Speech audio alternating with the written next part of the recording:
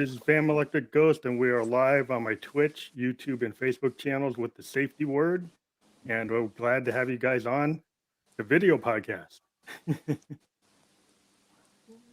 Guys, Good morning. Good Hey, how morning. are you? Yeah, it's Monday for you. It's still Sunday for me. Yeah, it's also the winter solstice today, so this is the shortest day of the year, which would be the darkest. Yeah, we for don't us. hit that. We don't hit that for a while. Yeah. We're still Yeah. going through the summer winter. Oh, we're trying to get through things. But yeah, we're happy to be with you on the new video podcast. We've been doing this all year, and we're glad to get everybody that's ever been on the audio version. And just to let everybody know, the audio version is still going to happen. You know, we still produce the Spotify and Apple from this. But we are live now, because that's the difference between the other show, is we're actually live on my Facebook, Twitch, and YouTube. And we've got like your brand new song. We're gonna cue it up. So we got the safety word with Run, and this is your official music video. We're actually gonna play it, and then we'll go into the backside and talk about it, and then talk about some other things with your band. And so this hold tight. We're gonna play this, and then we'll put you on mute, and then we'll come back. Okay. Sounds good. Excellent.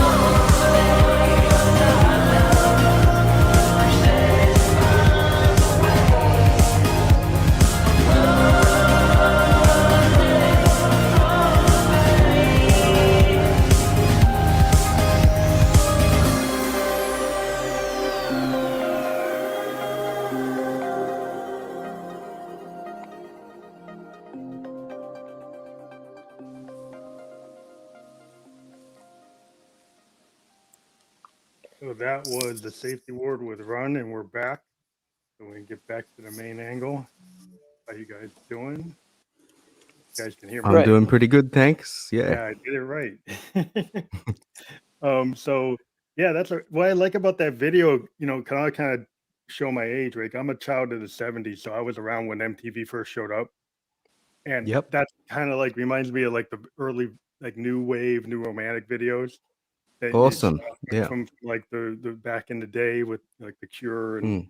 or even probably like more like Joy Division and New Yeah, they Order. were really simple, and it had that sort of just Yeah, I yeah mean, Joy that had a Division, lot of New those. Order videos were always like the ones I was like, oh yeah, that's why I want to be a keyboard player. You know, Yeah. Yeah. because like Definitely. because Well. it's like I saw it and I was Yeah. like, We're yeah, definitely fans. Yeah. but And you have I that, really yeah, like that. Yeah, that 80s, 90s sort of rage video clip look, where it's just really simple and yeah. um, a lot like just shot with sort of low budget and that sort of thing, and it's just quite Well, it's simplistic about but the music, powerful. Yeah, that's yeah. right. Yeah, It's not like there was a period where MTV started doing all these high concept. They started bringing these film directors in. Probably like when yeah, Duran Duran shows up, and then they have film directors doing movies. hmm It was Right? around the yeah, little, 90s. Yeah, they really changed a yeah, lot then. In like late 80s, I think with the metal bands, they started doing these real big Yeah, yeah, exactly. sets. They Well, started like getting Guns N' yeah. Roses studios. and Extreme, like when they went and did their whole thing, and they went like November Rain, or like okay, Yeah, you that's set the Yeah. piano on fire and that kind of that's thing. What enough. was I that mean, one where he jumps off like this big like this ocean liner or something? He had this huge giant, and then he starts swimming with dolphins. You know. Yeah, yeah, that's when you know So- you're so- getting he a went bit all over the top he when jumped the you're shark. swimming with dolphins. He, Yep. he he yeah, jumped the shark. He jumped the dolphin. You know. Yeah, that's that right. was epic. But look, we'd probably be up for doing those kind of film clips if we had the budget for it. Oh Yeah, yeah, But we we're could just we'll do we're just something over the working top. with what we've got, So we shot that ourselves and edited it ourselves and Mm. did all that sort of thing. well, that's awesome. So it's Yeah, only yeah. you. There's no other director. Who's the No, woman? Who's the lady? Ah, that's a good question. yeah, the lady that's actually my wife in real Oh, life. I was wondering if that was a real relationship, or was it like acting? Yeah, well, we were I think that there was naturally Hmm. we obviously have a chemistry naturally. So the she I was sort of just it was very very spur of the moment, and we just sort of did it all on the day. So the acting there was very spontaneous, and I like that because with acting, I think you can either really there's different forms of it. I think you can be doing things on purpose, or you can just be in the moment. And I Yeah, think the purity of it was that she didn't have any acting experience, so there was just pure moments there. I felt with it, and I think that was the idea, just to get these pure shots, these moments, and everything wasn't planned. It was all just basically improvised, and we just improvised the whole clip like but it that. did seem to Did a couple feel of takes. it fit the vibe of Hmm. the song. It felt Yeah. what I thought the song was about. But I don't know. I always interpret songs the way everybody interprets a song a different way. But Yeah, it just felt like it felt a natural connection to what you were saying in the Yes. vision, which is sometimes people go totally off kilter and do like Pink Floyd or something. You set somebody on fire, or you do yeah, yeah. you do something But odd. Okay, it Yeah. worked out pretty well because they had a driving lesson earlier that day that didn't Oh, go the no. best. I hope John doesn't mind me sharing this, but I came around to their house where we shot the film clip, and they were actually a little bit. It was a little bit tense, and It was, yeah. Paola, who John's wife, who had agreed to help do the video, was almost not going to do it because she was a bit annoyed with John and his driving instructions, the uh, lesson. But then oh, I said, you no, gave the use this. You've got to use this aggression and this energy because that's exactly what the song's about. That sort of Yes. so Yeah, tension in a exactly. relationship. So There was a tension there, and you gave the lesson to your and we wife. put it. It's not successful. That's probably a Um, hard thing to do. That's probably why I never did that. yeah. It was. And that's the thing. I think in life, you're never going to be perfect, and because you don't have the script in front of you. You're constantly just reacting, or trying to put a situation forward, trying to create something, and you're always in the air about things. You don't know how things are going to go, and you are going to have ups and downs, and especially relationships. I think they're always a reflection of where you're at as a person, and I think that it sort of fit the narrative of this song where we were, you know, we disagreed, and that created the tension that ended up being on the video clip there. You could sort of get that vibe there, but it had that sort of essence there, which I think really, it was synchronistic to the song, so Yeah. it worked out well because we would have to Yeah. do that anyway. But we I just like had the it more. feel of it, like you got the simple kind of nature of it, and then you kind of got the stream of consciousness, or in terms of the acting, you did this kind. In terms of when I like to write music, I'm a big fan of being like into like, I'll just go down with my Moogs and I'll just do a bunch of my rollings, just let the tape run, and then find the Yeah. groove and then work on it, right?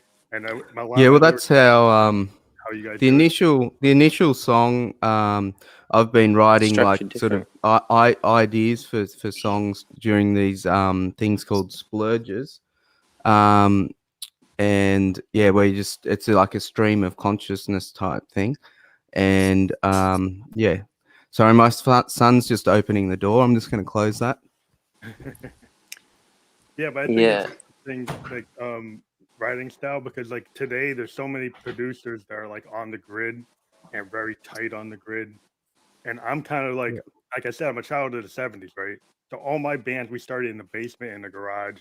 We had like a Fostex recorder or a reel-to-reel, and we just laid it down because that's like, we didn't have a DAW, we didn't have GarageBand, we didn't have anything. We just like laid stuff down. And that's kind of like I continue to write in that way just because I just like the way it produces material. Yeah, I'm getting into trying to not have everything too quantized and playing in a lot of the beats on like a touchpad type thing, which is pretty cool. And yeah, not you're always tempted to go in and fix up notes and try and make things perfect. But some of the beauty in things is when there's things that are just slightly off by milliseconds, and so it has more of a natural vibe and swing to it. Yeah, That's the one definitely. thing I do miss about like being on my Tascam and my Fostex is because I had to play it till I got it. Man, I might have a click track, but I mean I had to play it. Yeah. Yeah, it's a beautiful thing like that. You have to, and I was going to say as well, I record all my demos now on an 8-track. Just a Zoom 8-track. It's an R8, which is really good. They're like really small and stuff. And yeah, basically it's good because I know that vibe where you have to just, I like to hit record and record it all the way through, and then you get the real feel, and you get this momentum as well, building up to the end. Like, the grid kind of ticks me off in that then you're doing so many bars at a time, like in little tiny narrow swaths, right? Trying to get them perfect. Where like I like the old school of like thinking about like Bob Dylan and the band doing the basement tapes, right? Or doing Big Pink. They were in the basement. They running through. I mean, I have all the demos. I have all the tapes of that stuff, right? Oh, wow. And the cool thing about that stuff was like they would just run through something, and they'd have maybe like 20 versions of it, right? But each one they'd run through, and then some of them they're like, "Oh, change the key, change this, yeah, try change some that," right? different And then vibes on there. Yeah, you're hearing them work it out, and I'm like, that is like, that's what I like. Yeah, that's good. That's when you have all the time to focus on music. You can actually just do 20 or 30 versions. I think the Beatles were really famous for that as well. They just had all these different, a lot of bands, especially around that time, they always had alternate versions, and lots of takes, because I just did so many takes, and obviously they explored in those takes to get the song where it had to be. Even like we're a little bit different in the fact that with vocals, particularly that we go into a recording studio, Invention Studio in Footscray, just to plug there. Who we love working with a guy called Ryan, who John's worked with for years, but he's an unofficial member of the band. We always record with him.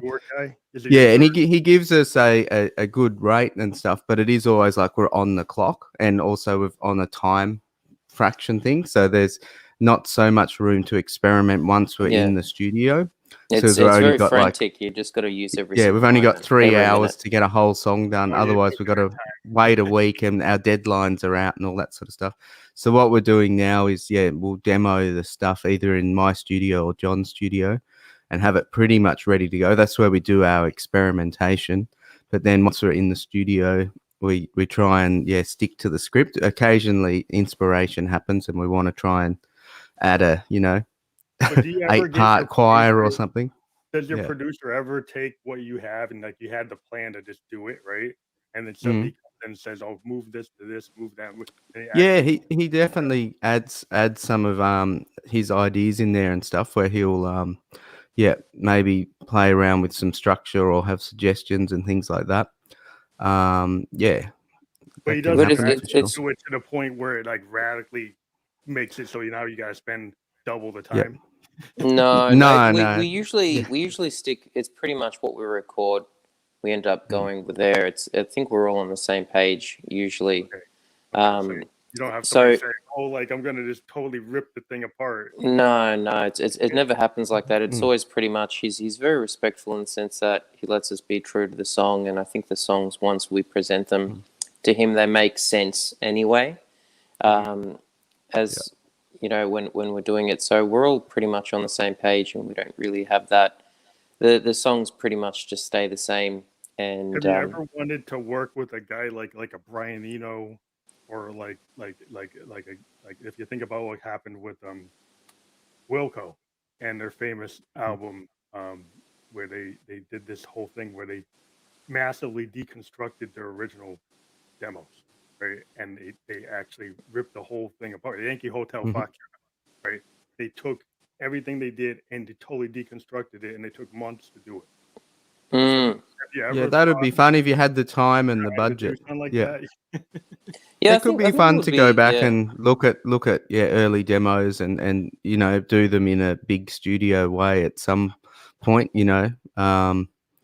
Yeah, But I think something like that as well. It would be interesting to, I've always liked the idea because it is a bit, it's your vision and what you are. I'm pretty very certain about certain things. I just won't compromise. I won't let it change it because That's why it's you're indie. That's why you do your own thing, right? and I've got this very strong thing that because I hear the music and how it sounds and everything in my head. I don't know how it works, but I just hear it, and you can't.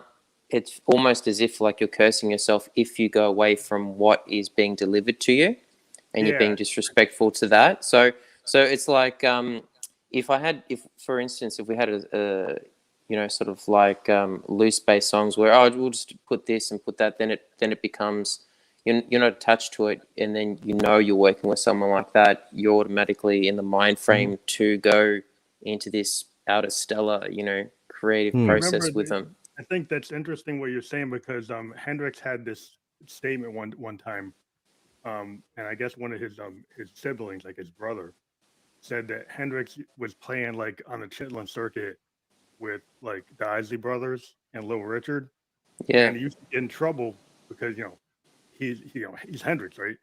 yeah, He's hard to be a backup guy when you're Hendrix, right? So Hendrix would say that something came to him from out in the cosmos, and he'd go and like not play the song. He'd go and play his own thing, right? So he's with the Isley Brothers, supposed to be playing their song, and then this thing would come in, and he said, "Well, I could not do it because I didn't want to lose it." yes, Yeah, So he fair enough. literally they Yeah. would come in, and then they would say, "What are you doing?" And he's like, "Well, I couldn't lose that. I got to put it down on tape, but it's our tape." Yeah. And they would get fired. yeah. But It's that automatic writing. It just it just comes straight away, and I always think the Yeah. song's already there in it, in the etheric plane, in not the physical world, but in another world, I guess. The song's already there, and they just need to come you're through. tapping into it. It's like kind of like the poetic idea of the muse, right? A lot of Yes. Victorian poets had this idea, right? Tennyson and Wordsworth, all those guys were like, like even to get into like Yeah, the romanticism. It is a romanticism of nature, and it's never ending. I think I always say it's because you're always tapping into it. there's always inspiration there to come through. So it's never ending. It's just what comes out next. What's the next thing that's going to come? What happens to it? I think Simon does it really well also. He just gets these songs. In terms of like when you're channeling what's out there. Like I think every musician has like a reference memory of everything they ever heard, right? And then everything that they've actually learned how to play, right? And then when you go to write something, being a musician, like you're an artist, right? So you're creative. You know what's gonna work, but you might not know. You might not have planned it out, but it like you have a sense that it just starts to fall together. To me, I tend to have things like I have a general idea, but then when I hit my Moog or something, I'll let the Moog like talk to me. Yeah, that's what I was trying to say before when my son interrupted me. Is I'm doing these splurging things where I just let the music form in the moment, and I'll go from having a blank canvas to pretty much a whole song within an hour and a half, and it's all done in that one session while you're vibing on that idea that you're laying down, and that there's no preconceived idea of like, oh, I'm going to write a house song, I'm going to write a chill wave song. I just let the music take me wherever it naturally does, and I'm ready to pick up on little things. So if I'm experimenting, through some soft synths or listening to some sounds, like I just pick up on something and go, oh, I can do this or I can do that. But just be willing to go in any direction with the song rather than having some preconceived idea of what I should be doing. So I'm just very attuned and alert to ideas that may be forming and going off in any direction that it might happen. But also in what we were saying before, when we collaborate with other artists, we're a lot more ready to experiment. So we've got about 5 collabs happening at the moment, and when it's not our own music and it's collaboration, we're a lot more able to let other people have a bit of a say in how the songs are structured or things like that. When we collab, we sort of just open ourselves up to experimentation. Guesting on somebody else's work, or they guessed it on your work? We do a bit of both. So at the moment in August, we've got a song called Perfect Diamonds coming out that we collaborated with Zach Vortex, who's a synthwave artist. So he sent us an initial song idea, and then we wrote some lyrics and added a few synths and guitars and stuff like that. So that was a fairly straight collaboration. And then we're going to be getting a few bands to remix it as well. So we got the Last Concord, Eccles, who I've worked with before, Ash Knight, and Spaceman 1981 all doing remixes for that song. Yeah. Because of like what happened with COVID, have you found that doing all these like collabs or features or working with the artists, has that been something that has been like kept you going, or have you been focused more on your own work? No, we're always looking for interesting collabs that we can do because it's just fun they sort of naturally pop up just from when you're out on social media and you're just talking with people or you listen to what people are doing. I just send people a quick DM or a shout out, or they do it to us. So we've actually got another collab lined up with an artist called Valeramus in Germany. So that will be fun. And that, they just come from just having chats in DMs on social media and just liking each other's stuff and saying, hey, let's do this. Yeah. So that's, yeah. Yeah, I've been doing, I actually did a couple of weird collabs, but not weird. But I, all the stuff I do is very experimental. But I started as a poet, and then I actually did a collab with a spoken word artist out of Canada, where she normally didn't do any kind of music, just totally spoken word. But then, I interviewed her on the podcast, and then we ended up doing like a 3-song EP. Yeah, that sounds great. Yeah, we're actually we're doing it. I've been writing. I'll explain it just briefly. I've been writing 100 instrumental lo-fi tracks in 10 weeks. Has been my mission at the moment.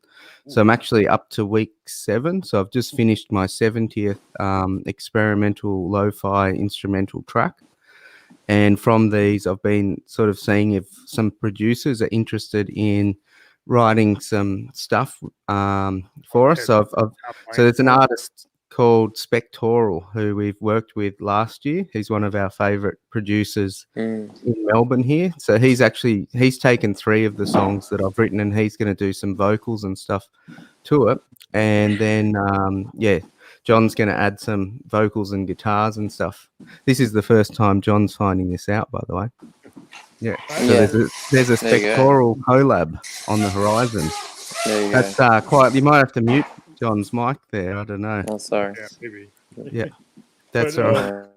but People have got to make their coffee and get to work and that kind of stuff, don't they? yeah, I guess so.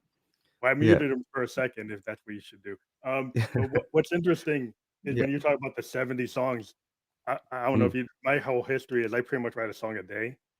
That's what I'm doing now, and it becomes like going to the gym, but for a musician, like you get into that process of it's just something that's naturally easy for you to do.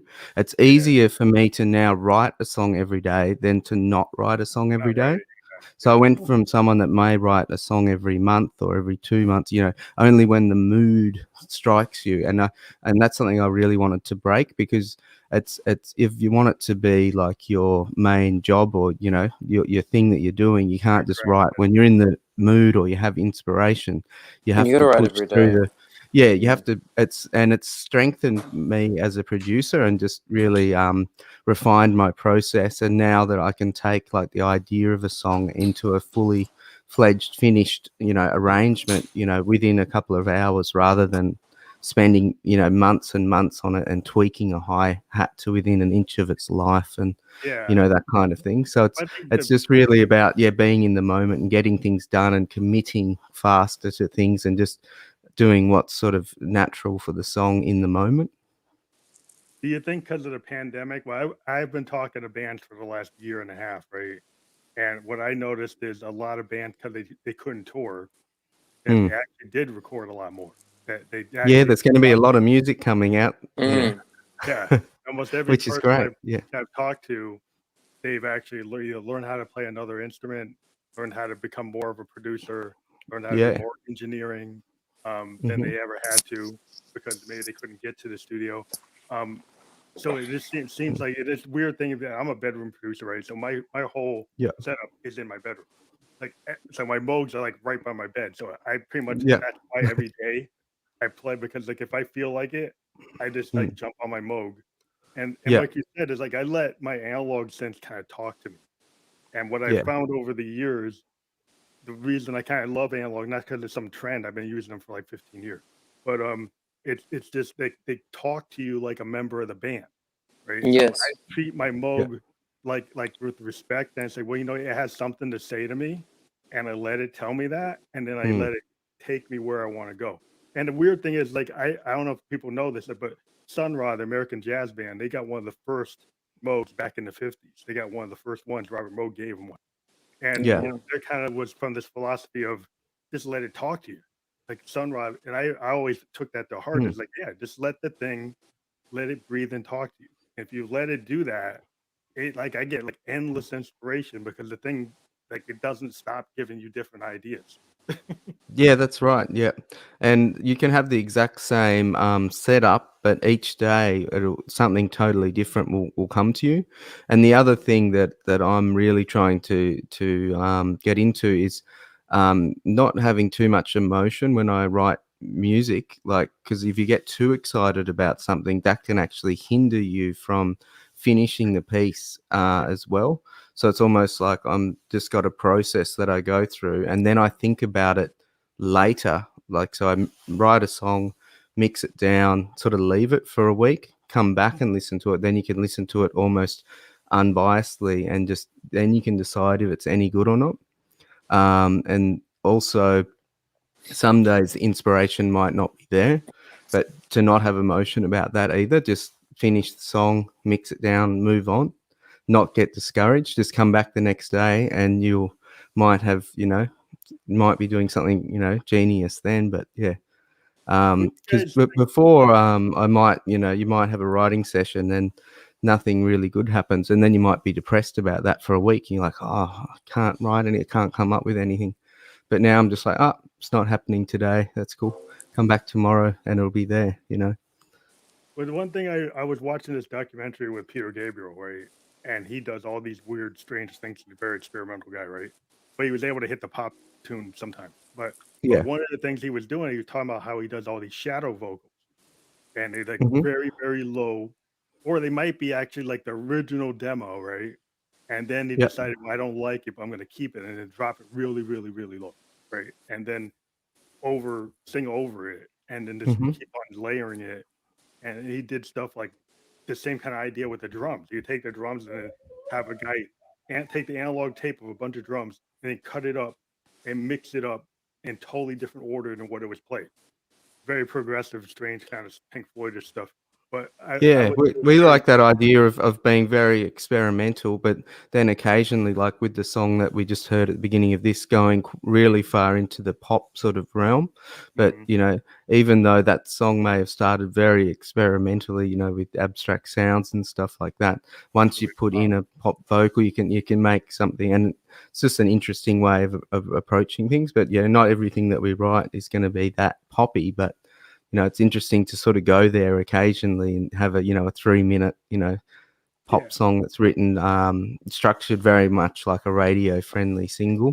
Well, that's the And then whole we thing. might go to something that's a 10-minute noise jam in our next thing that we do. you know? Yeah, we also, as you mentioned earlier, with Peter Gabriel just having the sort of ghost sounds, we've also experimented and recorded songs like that as well, where we'll have like sort of hidden guitars, and if you listen closely enough, you'll hear, Hear it. you can hear it, or vocals or something like that that are really low in there, and just meld it all together. But yeah, if you listen close enough, you can hear it, and I like that concept of being able to create sounds within the song that then the listener can go and find Uncover. later Yeah. on that are just hidden in there, but they'll realize, oh shit, there's a whole other like little mini Like song in Sergeant this Pepper song. type stuff. It's remember the George Martin production that kind of started the whole idea of albums, right? And I actually saw this documentary where he was saying that a lot of those ideas came from the fact they used to produce Peter Sellers comedy records. And Peter Sellers comedy records had orchestras, backward tape loops, all kinds of special effects, Mm-hmm. right? And so the Beatles actually liked the Peter Sellers comedy record. So when they met George Martin, they started to talk about those ideas that became Sergeant Pepper out of their love of the work he had done on the comedy records, which had all this non-traditional pop music production stuff, because it was actually more elaborate than what was going on in the pop music. So he took a lot of those elaborate ideas, and they became the standard practices of how albums get done in the late '60s and '70s. But I thought that was Yeah. very interesting because I was like, where did that come from? And to Mm. actually hear him talk about like, okay, well, here's the genesis of why that happened. And I thought that was, as a producer, I was like, wow, that's pretty cool. I That is never thought cool. about I'm missing that albums a lot at the moment, actually. Because at the moment, I mean, it's all about the single, and like Yeah. particularly like the generations now, like they want their songs to be 2 minutes long, and they just What do want you feel about singles. that? People don't have attention spans at all anymore. Naturally, I like about a 6 to 8 minute song where it Yeah. has time Yeah, to me sort too. of breathe and have breakdowns and go in different directions, and even have 2 minutes, little. trying to get out the barn. Yeah, I try and write 2 minute songs, and they just feel like throwaways. It It doesn't feels feel like like I just enough got time. warmed up and then I shut it down. Yeah, Yeah, like it just feels when I got warmed up, then you tell me to shut it down. Okay. All I it right. feels think like that there's so much more there's you can definitely say, an but there art is an to it, art. though. Yeah, that's right. Yeah, there I is think an you can art really to it. expand and sound, and it's weird because you can make a 2 minute song sound like it goes a lot longer, and you can make an 8 minute song sound like a 2 minute song if it's Yeah. done Mm. right Yeah. If you do it progressively. right. I mean, Yeah. like if Yeah. you're in the art of the 2 minute song, you could have a bunch of little mini snippets, Yeah, Mm. yeah, you that just could hit end up everything in there. building just like as if it was um Hotel California, right? Or as if it was some kind of Pete Townsend part of Quadrophenia. But you could actually take Yeah. something, make it like a Yes song, have multiple parts and be shorter, or short or Yeah. sweet. And Yeah, I that's right. would, Have a 6-minute song in 3 parts or something. Yeah, yeah. release it like that. Yeah, that's could be my good. my kind. Well, I'm a big rock opera guy. I kind of Yep. like Tommy Quadrophenia, The Wall. That stuff is kind of Yeah. like in my DNA as a producer. It's like what I like to go to. And though I know this world, everybody wants the 1 minute 50-second song. Yep. And you got to be on a playlist with like a bunch of other people. But the whole thing is like I grew up as like a child of the 70s, right? And all my records were on 8-track or vinyl. Right? Yep. So I had to listen to the whole thing, and I Yeah, wanted to you can listen to the skip. whole thing. And Mm. the thing I like today is the resurgence of vinyl, because I Yes, think Yeah, it's it's a coming bit of back a really strongly. I think the resurgence of vinyl. So if you're an artist like yourselves, right, and you've got bigger songs, right, you got songs that go yeah. 6-8 minutes. Then if you can use the vinyl format at a micro level, right, you don't have to print off a lot of them, right, but you could Yeah. actually satisfy the hardcore fan that likes that Mm. wants to listen to that and actually wants the experience of touching the vinyl, seeing the art, Yeah, we seeing definitely want to look at doing some physical type things sometime in the next year. We're sort of building up our fan base a bit first before we invest in something like that. We also like the idea of cassettes, like as a collector's item, absolutely. because they're something like you can get the digital download or USB, but you also get the cassette, and it's something that may be a 1 of 100, and they're like you can have Then you something have about them that are a bit like unique or one off. Yeah, so yeah, then gives you're able to get your idea out. yeah, and it gives people something to collect, which is really cool as well. Yeah, there definitely is something very special about holding physical music. And I think it also it holds, not only you're holding a physical piece, but it also has a value to you because this, physical object contains, a song. It contains it contains that whole album, whatever. And it is an actual experience to sit down and put an album on and, physically do it. I think it creates more of a value and more of an experience in when you first put an album on. And I used to love the fact that, obviously, yeah, before you could stream songs and that you would have to go and buy a physical album. It was a journey. It wasn't like you could just tap your phone and you listen to it straight away. Yeah. It's lost that essence. It's like you would Yeah, have I to mean, wait I for had a that album to come out. You would go to the store that has it. Some stores, especially if they were more peculiar, like yeah. indie bands or You something that have no to one knew order of, it you would in have to from find. Sweden. Yeah, you'd have to. The real indie record store, right? Because I was a big fan to like Sub Pop, right? I was a Yeah. big fan of like IRS records that had the original REM on it, right? So Yeah. when REM was first out, it was very hard to find their records because they were on IRS and it wasn't in every store. So I Yeah. had to actually take my bicycle and ride around to all these different record shops, trying to Yeah, it was a find journey. It trying to was just, find it. yeah. And then when I found it, I was like, "Oh, I found it!" And I was like, all so psyched that I Yeah, Yeah. and found then it. So I was, you'd go home, and set yourself up for the mood, so and yeah, then sit down, and then it was an event, and yeah. I think it's Listening to sad Reckoning, because and I'm like, I got it. I got the Reckoning because I had Murmur, and then I got the Mm. Reckoning, and I'm like, I actually was a big fan of when I couldn't actually understand what Michael Stipe was saying. Right? right, Yeah. I actually like Yeah, the I mystery. sometimes like when listening to lyrics in different languages, or when the you're not quite sure what the I singer's like saying, and you can I like almost the write your what was own it lyrics. the end of the world. It's the end of the world, and we know that song. I don't know if it's called that, but yeah, it's like no Yeah. no no no no no no no. Yeah, he's just spitting it all Yeah, out, and early REM, it's even more. It's very yeah, murky. The mix is so murky. You catch really a word here and there, but it was like the thing nice. about it was like this melody with the Rickenbacker guitars, right? These 12 Mm, string guitars, and it had this Mm. melody to it. I was like, it didn't really matter. It was kind of like it was just very musical, and mm, it sounded different than anything else. What was going on? It wasn't punk. It was like a post-punk kind of like mixing of this birds type of sound with this kind Mhm. of southern mysticism, that this wow. weird southern mysticism about the South, but it's these weird stories that didn't really make. There's a new allegory, new stuff. It didn't make. It Mm. was like all this weird stuff that Stipe was coming up with. That wasn't really. It was a mixture of like history and then fate. This weird stuff that he was creating this scene, and I'm like, Mm. wow, that's cool. He's creating like a Van Morrison idea, right? Because this weird mysticism in the I South, want. American I was, South. Mm. That was wow. I was going to say, I wonder if there are actually bands now that refuse to put their music digitally on digital platforms and just keep Oh, it there's on vinyl plenty. and keep it on There are cassettes. some. And you I've can't. seen some bands in Nashville, and like Jack White is a big purveyor of doing vinyl, Yeah.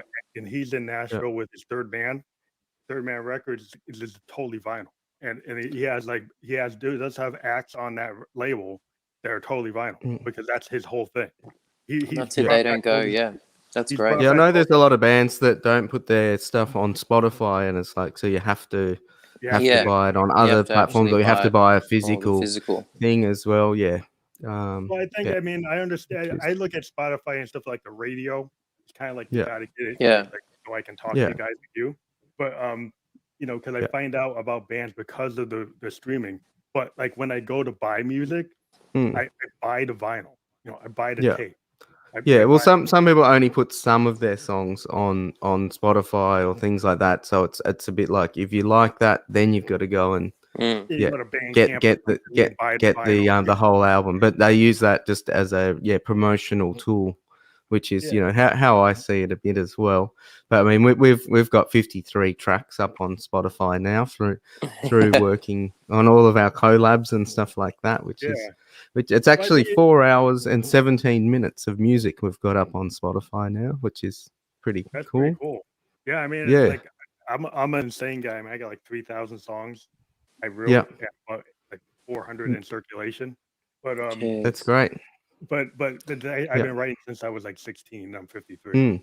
So But most of those came from last year when we started doing our remix project. So a lot of them remixes are on there.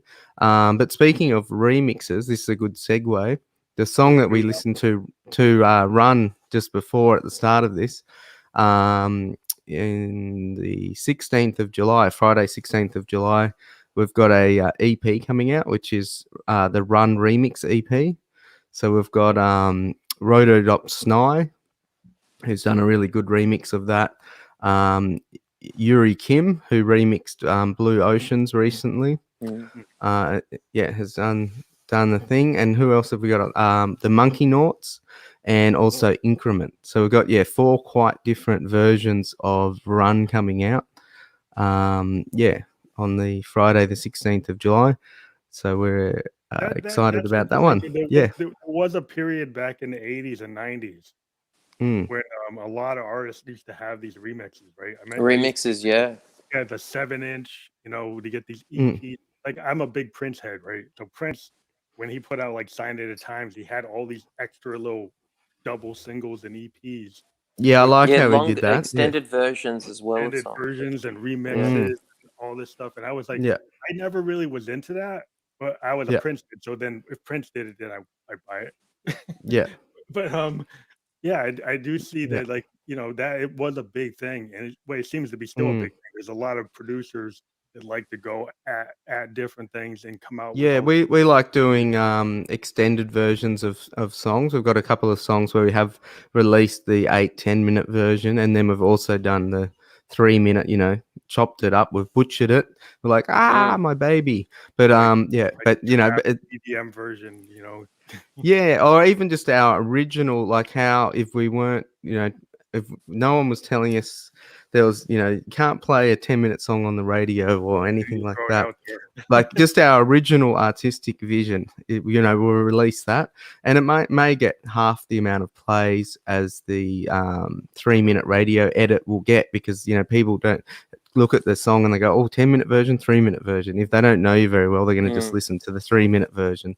And also, if people are adding a song to their playlist, they're going to go for the 3-minute version, unless they're a huge fan or a purist. But I'm naturally really drawn to long versions of songs. I always feel you get more bang for your buck. Like you pay for a song and then you get this like 8-minute song as opposed to paying for like a 2-minute song.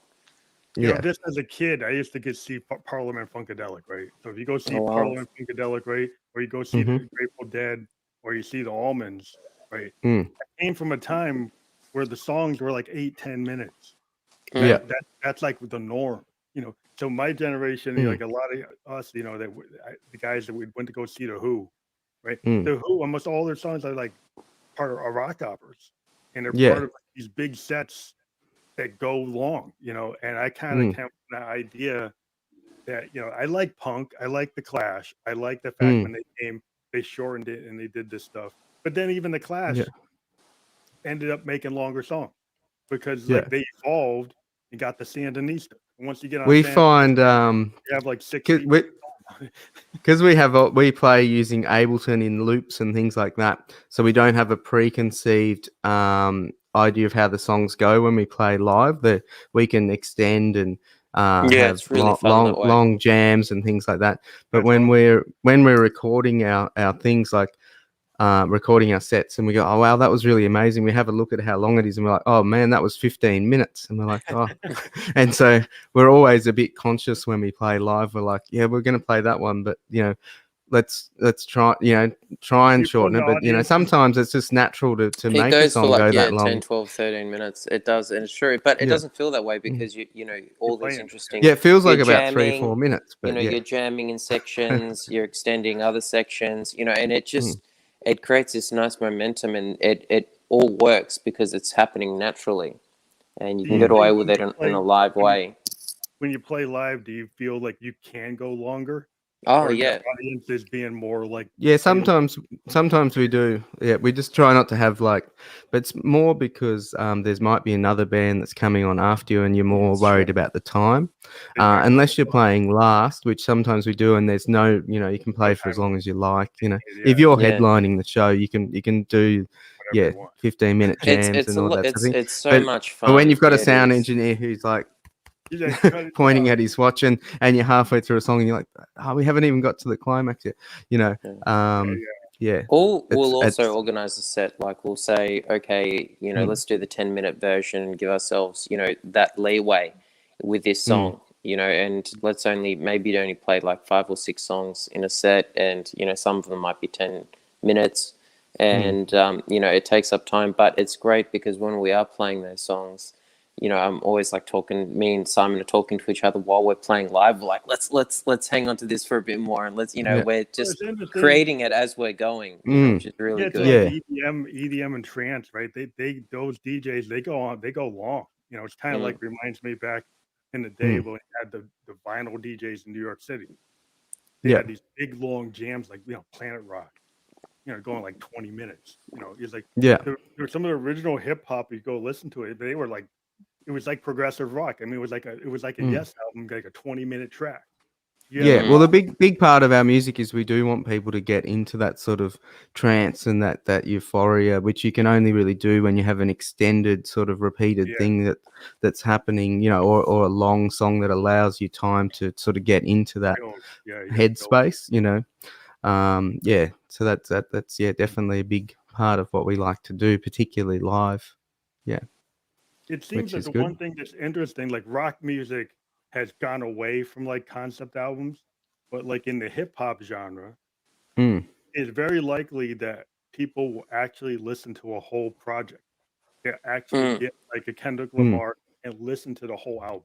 A Oh Yeah, Tyler the they're, yeah, they're yeah. Creator, incredible. They do these Igor, really good. Yeah, like yeah, Igor, like that's a whole long concept. Kendrick Lamar, that his albums are Yeah. concept albums, and you basically do listen to them all the way through. It just seems like it's gone from the rock holding the banner of that to like Yeah. other genres doing it, like EDM and hip hop are doing it, but rock has yeah. gone away from it. Except in the indie world where there are bands that are still trying to be like a Magua. Magua still does like Mogwai. Magua, Magua. Yeah. Yeah, yeah. sorry. Yeah, Yeah, yeah. I yeah. love those guys. They Yeah. do like these big long yes type of things. They're Mm. very Yeah. like Genesis, and Yeah. that I I've think bands that were established sort of before everything changed, because they're definitely from the old school. They have fans that appreciate the album and the concepts and that sort of thing. So I think it if, was if a early two band sort of thousands as well. There was yeah, a if big bands made it resurgence of that. before, they yeah, they can keep doing that sort of thing, and they've got the fan base. Whereas if there's a new band or someone sort of trying to cut through, it'll be harder for people to yeah, connect with them wanting to do a longer project. Yeah, that's how I see it in this one. Um, we're very excited to play your festival festival. coming up. Yeah, Yeah, let's talk about we that. can I'm sing gonna if have you to want. go soon because I've got to get to work. Yeah. Just coming up nearly to 8 o'clock here. Yeah, we usually But- only go like 60 minutes, so we only got like maybe 10 minutes left or less. But yeah, that's cool. That's cool. Yep. one thing we like to do is like since we started this whole podcast thing back in 2018, and Mm. we were a producer, right? We're a bedroom producer, and we like decided that we'll take some of the time that we normally like to record and actually interview bands that we or artists that we're into. And that Sure. journey has brought us to this point where we said, hey, why don't we take advantage of the fact that bands can't play live in a lot of places and ask the guests that have been on the show to actually take part in this thing. So in July 16th through the 18th, starting on a Friday night, the 16th, we're going to Yep. do a 3-day, what we call the Fam Electric Ghost Bedroom Producer Festival. It's not exactly everybody the bedroom producer, but that's what we're calling it. And Yep. we got like 22 acts right now. You know, they're going to play over 3 days, and it's pretty good. We got a wide swath of like, you know, rock bands, DJs, spoken word artists, all different types. And basically all the different types of people I interview are represented. You know, female acts, you know, bands, like DJs. We're trying to get some actors to do some soliloquies and stuff too. But yeah, That'll be cool. it's just a pretty, it's a cool thing to let people see the diversity of indie music on the web is what we're trying to do. And you guys are going to take part. Yeah, we're very booked in excited. for the Friday. I think we're on at 10 p.m. New York time Friday. Yes. Yeah, which will be Saturday morning for us, which is good. Yep. Yeah, really excited about that. Posters out. So we have a guy that I actually interviewed, who's helped me as my assistant. He's putting together the poster. We have an initial poster that just tells you what it is. We've thrown it on our Instagram a couple of times, but we're actually putting together like every band that's going to play. We're taking like your like photos that you've given us or your logo. So if you guys got the logo that you want used or you've got photos, send us a photo. Oh yeah. Yeah, we'll Right, send some stuff through. Yeah, that you want to use That sounds specifically great. for this. Yeah, I'll get it to him and he's putting together that. So since I have you, I'll remind you. Yeah, no, that sounds really fun. We're going to put together a nice set for that one, and we'll see if we play it or we might just experiment and jam. You never know what we're going to might do some extended. We'll definitely do some jamming. extended versions in your honor for sure. That's Yeah. cool. I'm jamming with the stuff back there. I'm jamming Yeah, with that's right. Love it. Sounds cool. Yeah. I've been playing with my cameras. That's my main thing right now. I'm trying to get my camera set up to be. Yeah, I'm gonna go and have a look if I can get a similar thing to what you've got. What was it? The Roland VR1, not the push. Roland VR1. So it just cycles through a few cameras automatically. Yeah, it does a round robin because so you can have one above your keyboard. Can you plug phones into that, or it has to be cameras? Well, the way it works is it can take an audio line out of your mixer and bring it into the system, and it's got ability to do like syncing between different cameras, right? So like if you've got like the sync issues between different cameras, could you be using different companies, like different like a Sony camera and an iPhone camera and a Zoom camera. That's right. Yeah. And so it's got like a built-in like capability to adjust the timing and the syncing between the sound. And then it allows you to bring in the audio from like, I have an MX1 performance mixer from Roland. So I can actually take the audio of that and take all my synths and feed them into this. And then that comes to the PC and it comes into StreamYard. And that's how you'll hear me. But it's, it sounds like a good setup. But yeah, we're definitely keen to be doing more live streams. Like we'd like to be doing a live stream, like even like as a weekly thing. So doing this concert for you is like a good way of sort of getting us fast forwarding this process a bit. We have done a few live streams for people before, just with single camera sort of thing. But yeah, we want to like look at upping our production game a bit, cool stuff you can do with like green screens. We're definitely going to be getting into that. Moving green. You have the like stationary green screens. Then you're gonna have actually green screens that have stuff going on. So we have actually moving video green screens or blue screens. And that all the special effects you can embed into that stuff. And I decided because I normally go to New York. I'll invest my budget for going to New York and actually invest in the cameras and the equipment because I probably can't do that until 2022. So I'll just take that budget and put it into doing live shows, and it'll help because I'm going to do this bedroom festival like more. I'm probably going to do it twice a year. Yeah. Probably might do it again in December. We're definitely going to do it twice in 2022, and we're actually working with some partners to maybe potentially do it Yep. physically in New York City in 2022. Oh, So that'd be huge. yeah, we're trying to work with some partners, some indie labels that might help us out. But we don't Yeah. have names to talk about yet. But yeah, that's something we're looking forward to. That sounds incredible. Yeah, no, well, you're doing a great job supporting independent musicians around the world. I just love how we can be so connected through the internet these days. It is an exciting time to be a musician, like, because there's, we don't have the gatekeepers necessarily holding us back that we did before. And we're, can be independent, truly independent, and we can release, whatever we want to release. Like, there's no one telling us, no, you can't do that. And I'm just trying to build a collective, like a podcast collective, right? My goal is, and I've told people before, but before you go, is anybody who's come on my show, I encourage all artists who've been on my show to actually look at the other people I've interviewed and cross collaborate. And actually, a lot of artists that have been on this show have actually gone on their own and actually contacted people I've interviewed, and then they've gone on to work with them. And I that sounds great. Wholeheartedly, because I actually that's the goal. I want people from different types of music genres and capabilities to look at the story behind each one of these bands, and then say, hey, maybe I want to work with you guys, and find a way to talk to you.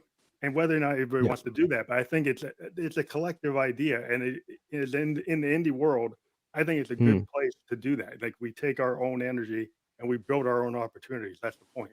Yeah, I that's right. think you're straight on the money there, and that's what I say. With me and Simon, we also feel that with collaborating with people, with having that openness of just, okay, the song here, we've done a song. If you want to remix it or something like that, or create something new out of it, we're always open to it, because I think it just creates this connection. Yeah, that you instantly create a connection, and then not only are you your own band, but then you're two musical acts coming together, and then even a third time, you might even end up, coming out being remix type thing, and then you've just got all these artists playing on one, recording, and it broadens the horizons for everyone, because there's always that 6 degrees of separation, and you are actually connecting with people and building a strong community and getting yourself out there, 6 times faster, getting heard, and sharing that music that you want to share with, and it allows a gateway for other people to share that music with you. And it's not about your ego. It's not about, oh, this is just me. It's about actually, all these other artists coming on board, having a feature here and there, and sort of like what happens with, I think, in the the sort of, I've noticed with a lot of rappers and stuff like that, you'll have a bunch of artists feature on one song, that you haven't even heard of before, but you might like that one artist there and be like, I've never heard of that dude before. I might want to check what his other stuff is, what his others, what he's done previous to that. It's and like when that up we're and doing that coming electronically artist, now. It sounds good. That up and coming artist Paul McCartney featured on Kanye West's song a couple of years back. All the kids were like, I don't know who this Paul McCartney is, but he's going to be huge because he just got a feature with Kanye. Yeah. I just think it's awesome to have that kind of cross collaboration, and I think it's just I feel that the more that you can work with other people, that maybe like a punk band works with a jazz band, Oh yeah. Punk band works with a heavy metal band, just because. Yeah, sometimes it doesn't make sense on paper, but then when you hear it, it can be the best thing ever, because it's breaking down the walls between the genres. And introducing fans of both of acts to each other and to new things, opening their minds, expanding their horizons. Yeah. So definitely, I'm glad you guys are going to be on the Bedroom show from the 16th to 18th of July. We're going to be Yep. pushing that. You'll see tons of stuff on social media, and this will Excellent. be out We'll there. push it as well. Yeah, definitely push it. So this is going to Obviously, be yeah. on 11 podcast platforms on audio. It's already on Twitch. It's on our YouTube. It's on our Facebook. And we've actually got a couple Facebook channels, on 2 different Facebook channels we got. So we will send you the links that we have after this so you can push it. And we will be pushing the story on Instagram for the Spotify version. And as always, we appreciate the fact that you came on the show. And we really encourage everybody to go look at the link we have up here. Go to the safety word, check out their stuff, download it, go everywhere they have stuff. Make sure that you download, you buy it, you go to iTunes and you buy it, you go to Amazon, you buy it anywhere you can buy it. Because the one people need to understand that just streaming a song is not good enough for musicians. Really, if you really love a musician, you need to go and download and like. Don't forget to like. People forget, they get busy. Make sure you like, you download, and you purchase. That's what you do. Thank you very much. Well said. That sounds awesome. Excellent. Yeah. All right. Thank you very much. Yeah, thank you so much. Really got to appreciate get out your of here now. And yeah, we always, it's always a pleasure to come on your show and Always, just yeah. have a chin wag and see what happens. Yeah. Thank you guys. We'll see you again. I know you're always open to come on the show. You got something new, let me know, and we'll push it out. Okay. Sounds Cool. Thank amazing. you so much, man. Really appreciate it. Thank you. All right. Have a good day. You too.